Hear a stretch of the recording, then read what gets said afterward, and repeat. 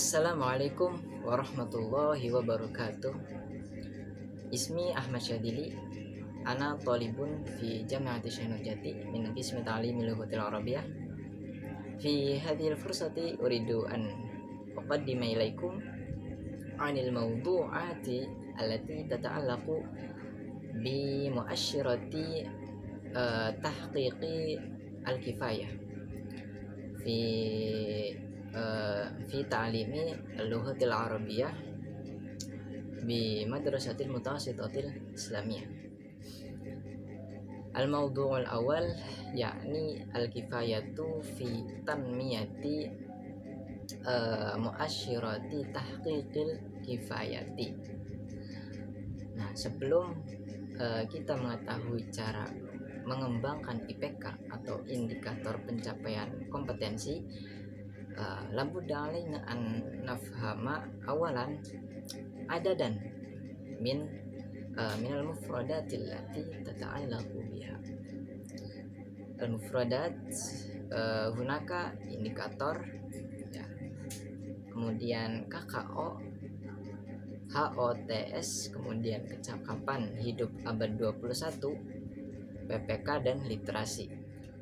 Yang pertama yaitu indikator.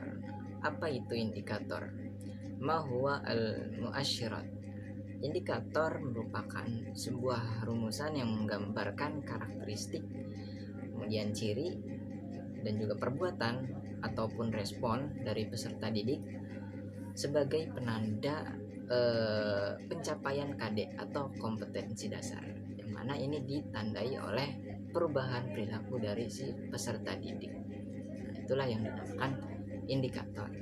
Asani itu KKO atau kata kerja operasional. Ma huwa KKO?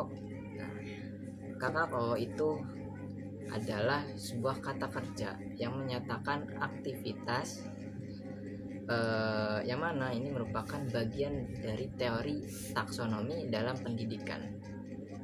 Ini digunakan untuk menyatakan proses pembelajaran dalam pencapaian kompetensi, di mana ini mencakup peranan kognitif, afektif, dan psikomotorik. Nah, itulah yang dinamakan dengan KKO atau kata kerja operasional. Yang ketiga yaitu HOTS atau Higher Order Thinking Skills. Ma huwa HOTS? Nah, fi lughatil Indonesia, ini bermakna keterampilan berpikir tingkat tinggi. Nah, adapun kompetensi yang di dalamnya itu diantaranya yang pertama berpikir kritis, yang kedua kemampuan berkreasi dan juga berinovasi, yang ketiga kemampuan berkomunikasi, yang keempat kemampuan bekerja sama dan juga kepercayaan diri. Itulah yang dinamakan HOTS atau Higher Order Thinking Skills, atau dalam bahasa Indonesia disebut dengan keterampilan berpikir tingkat tinggi. Yang keempat yaitu ada istilah yang disebut dengan kecakapan hidup abad 21. Nah, apa itu kecakapan hidup abad 21? Itu sebuah indikator yang harus dimiliki oleh siswa di abad 21 ini dalam upaya meningkatkan daya saingnya, yang mana ini meliputi kualitas karakter, kemudian literasi dasar dan juga kompetensi. Nah, kualitas karakter bermakna adaptasi seorang siswa pada lingkungan yang dinamis.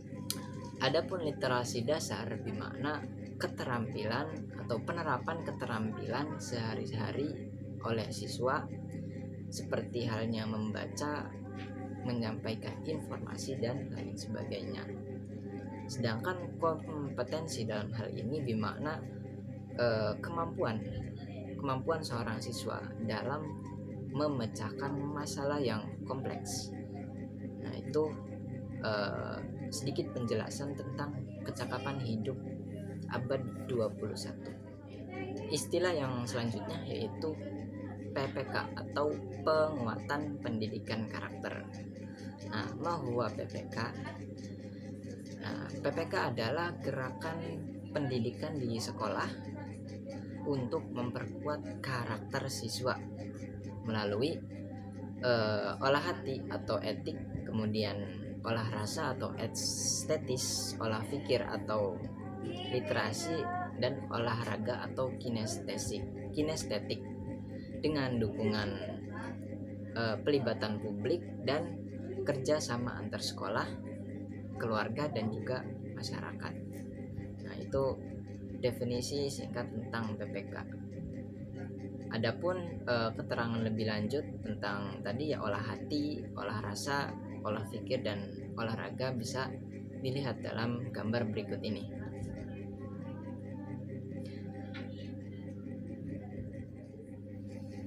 Nah, dalam PPK atau penguatan pendidikan karakter ini terdapat 5 nilai utama karakter prioritas.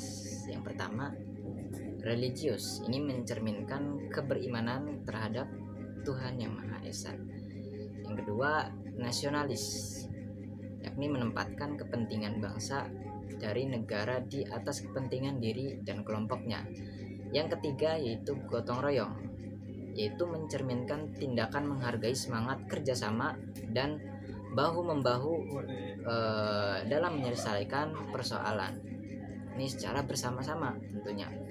Yang keempat yaitu integritas, yakni upaya menjadikan dirinya sebagai orang yang selalu dapat dipercaya dalam perkataan, tindakan, dan juga pekerjaannya.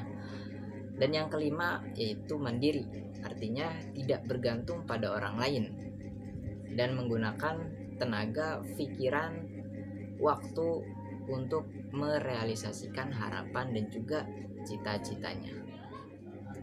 Nah, istilah yang terakhir yaitu literasi. Mahua literasi?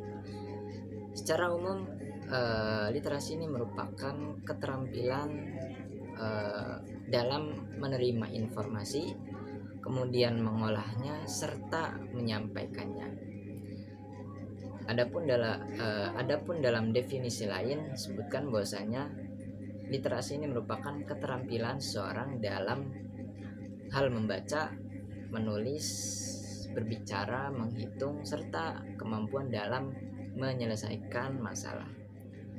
Nah, ba'da an nu'arrifa al-mufradat allati tata'allaqu bi mu'asyirati tahqiqil kifayati, al-an nastati an nafhama anil kifayah fiha.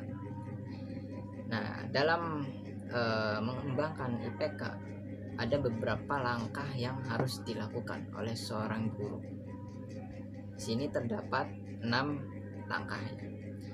Yang pertama yaitu menganalisis KD. Nah, seperti yang kita ketahui bahwasanya setiap mata pelajaran, dalam hal ini mata pelajaran MTS, itu memiliki KD atau kompetensi dasarnya masing-masing. Seperti yang kita ketahui juga bahwasanya dalam pengembangan IPK ini tentu erat kaitannya dengan yang namanya KKO atau penggunaan KKO, ya, kata kerja operasional.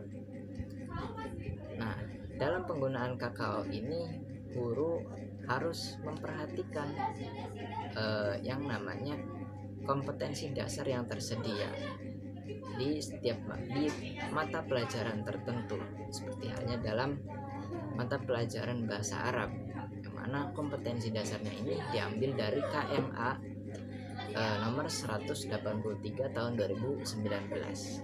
Langkah yang kedua yaitu menganalisis kebutuhan dan potensi peserta didik.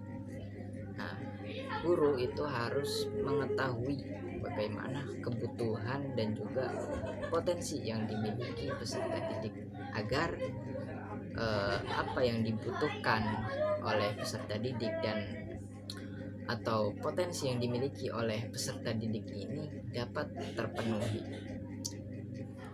Langkah yang ketiga yaitu menganalisis karakteristik eh, mata pelajaran. Seperti yang kita tahu bahwasanya setiap mata pelajaran itu memiliki karakteristik yang berbeda. Contohnya dalam mata pelajaran bahasa Arab, yang mana ini berorientasi pada bahasa ya. Seperti yang kita ketahui bahwasanya bahasa itu erat sekali kaitannya dengan yang namanya 4 keterampilan, yaitu membaca atau qiraah, kemudian menulis atau kitabah, kemudian berbicara atau kalam, dan juga mendengar, kemampuan mendengar atau disebut dengan istima. Nah, maka dalam hal ini penggunaan KKO atau kata kerja operasional itu harus erat kaitannya dengan kemampuan tadi gitu. Berbicara, menulis, mendengar, dan juga membaca ya. Yang keempat yaitu menganalisis karakteristik dari peserta didik. Nah, seperti yang kita ketahui bersama bahwasanya karakteristik dari peserta didik itu satu dengan yang lainnya itu berbeda, baik itu dalam hal kemampuan maupun dalam hal usia. Contohnya, siswa sekolah dasar itu cenderung kurang dalam hal berpikir kritis. Maka dalam hal ini guru itu harus menghindari penggunaan kata kerja operasional yang notabene itu membutuhkan kemampuan berpikir kritis, seperti halnya menganalisis dan lain sebagainya. Maka yang sesuai dengan kemampuan dari siswa sekolah dasar itu contohnya seperti membaca, menulis, dan lain sebagainya. Langkah yang kelima yaitu menganalisis karakteristik sekolah. Bahwasanya setiap sekolah itu memiliki karakteristik yang berbeda-beda. Ada yang notabene itu agama, seperti halnya di sekolah-sekolah di pondok pesantren. Nah, ada juga yang notabene itu bersifat umum ya, seperti sekolah-sekolah formal dan lain sebagainya. Nah, guru dalam menentukan atau mengembangkan IPK itu harus memperhatikan karakteristik sekolahnya. Seperti contoh sekolah yang notabene itu agama, maka IPK yang dikembangkan itu harus disesuaikan dengan sekolah yang bernotaben agama. Itu juga dengan sekolah yang notabene itu umum, seperti halnya sekolah bahasa dan lain sebagainya. Itu harus disesuaikan. Langkah yang keenam yaitu dalam hal penggunaan KKO atau kata kerja operasional dalam mengembangkan IPK ini haruslah yang berbasis HOTS, kemudian literasi, PPK, dan kecakapan abad 21, agar peserta didik atau siswa ini dapat berkompeten dalam bidang tertentu, kemudian juga menjadi seorang yang berkarakter dan juga memiliki daya saing yang tinggi. Nah, pembahasan yang terakhir yaitu terkait dengan rincian IPK dari kompetensi dasar poin 3 dan poin 4 dalam tema Yaumiyatuna. Nah, untuk mengetahui rinciannya bisa dilihat dalam tabel berikut ini. Nah, dalam tabel ini terdapat 2 kolom, di mana satu merupakan kompetensi dasar dan yang kedua yaitu indikator pencapaian kompetensi tersebut. Nah, untuk kompetensi dasar ini sesuai dengan KMA nomor 183 tahun 2019 dalam mata pelajaran Bahasa Arab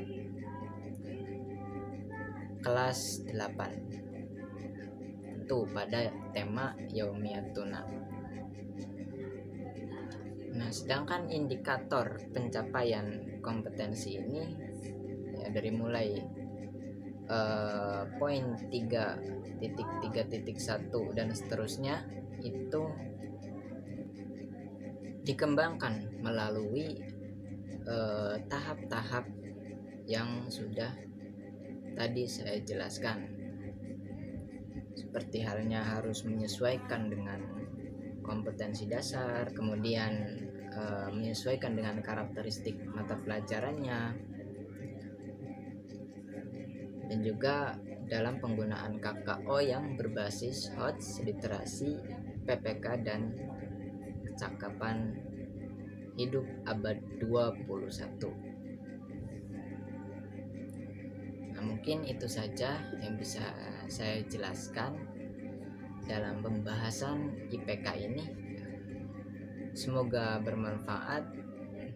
Apabila ada kesalahan ataupun kekurangan, mohon dimaafkan.